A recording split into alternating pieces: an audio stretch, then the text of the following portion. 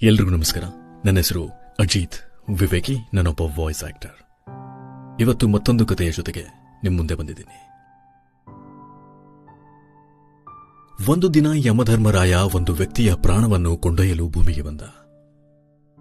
ಆದರೆ ಪ್ರಾಣ ಕೊಂಡೊಯ್ಯಬೇಕಾಗಿದ್ದ ವ್ಯಕ್ತಿಯೇ ಯಮಧರ್ಮನಿಗೆ ಎದುರಾದ. ಯಮನಿಗೆ ಭೂಲೋಕ ಸುತ್ತಿ ಸುತ್ತಿ ದಾಹವಾಗಿತ್ತು. ಅವನಿಗೆ ಕುಡಿಯಲು ನೀರು ಕೇಳುತ್ತಾನೆ. ಸಾಯಬೇಕಾಗಿರುವ ವ್ಯಕ್ತಿಯೇ ನೀರು ಕೊಟ್ಟು ದಾಹ ತೀರಿಸುತ್ತಾನೆ.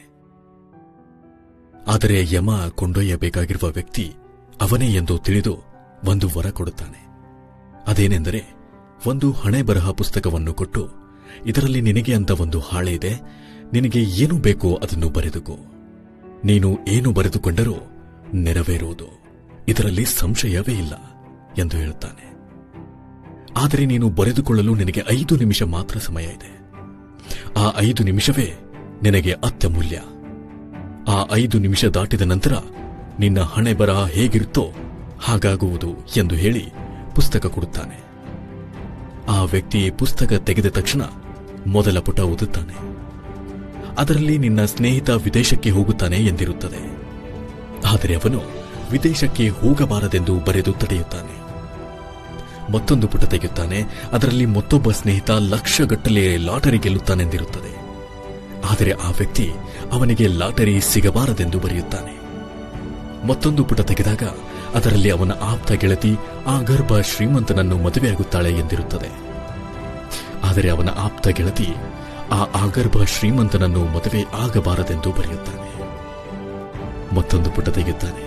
ಅದರಲ್ಲಿ ಪಕ್ಕದ ಮನೆಯ ರೈತ ತಾನು ಬೆಳೆದ ಬೆಳೆಗೆ ಒಳ್ಳೆಯ ಬೆಲೆ ಸಿಕ್ಕು ಸಿರಿವಂತನಾಗುತ್ತಾನೆ ಎಂದು ಇರುತ್ತದೆ. ಆದರೆ ಆ ವ್ಯಕ್ತಿ ಅವನು ಸಿರಿವಂತನಾಗಬಾರದು ಎಂದು ಬರೆಯುತ್ತಾನೆ.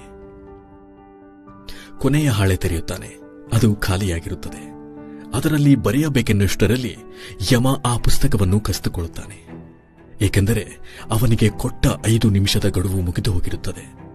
ಆಗ ಯಮ ಹೇಳುತ್ತಾನೆ, ನಿನ್ನ ಆಯಸ್ಸು ಮುಗಿದಿದೆ, ನಡಿ ಎಂದು. ಆಗ ಆ ವ್ಯಕ್ತಿ ಹೇಳುತ್ತಾನೆ, ನನಗೆ ಅಂತ ನಾನು ಏನೂ ಬರೆದುಕೊಳ್ಳಲಿಲ್ಲವಲ್ಲ ಎಂದು. ಆಗ ಯಮ ಹೇಳುತ್ತಾನೆ, ನಿನಗೆ ಅಂತ ಒಂದಷ್ಟು ವರ್ಷ ಆಯಸ್ಸು ಕೊಟ್ಟಿರುತ್ತೇವೆ. ಅದರಲ್ಲೂ ವರವೆಂದು 5 ನಿಮಿಷ ಆಯಸ್ಸು ಕೊಟ್ಟರೂ ನಿಮ್ಮ ಬಗ್ಗೆ ಯೋಚಿಸದೆ ಪರರ ಅವನತಿಯ ಬಗ್ಗೆ ಯೋಚಿಸುತ್ತೀರಾ ಎಂದರೆ ಏನು ಹೇಳೋಣ?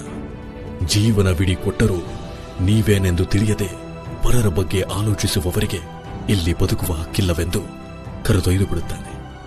ಗೆಳೆಯರೆ, ನಮಗೆ ಅಂತ ಒಂದಷ್ಟು ಹಾಳೆಗಳಿವೆ, ನಮಗೆ ಅಂತ ಒಂದಷ್ಟು ದಿನಗಳಿವೆ, ನಮಗೆ ಅಂತ ಒಂದು ಬದುಕಿದೆ, ನಮಗೆ ಅಂತ ಒಂದು ದಾರಿ ಇದೆ. ನಮಗೆ ಅಂತ ಏನಿದೆಯೋ ಅದು ಸನ್ಮಾರ್ಗದಲ್ಲಿರಲಿ. ಪರರ ಚಿಂತೆ ನಮಗೇಕೆ? ಸರ್ವೇ ಜನ ಸುಖಿನೋ ಭವಂತು.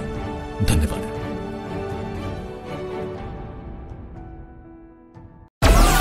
Download Moj.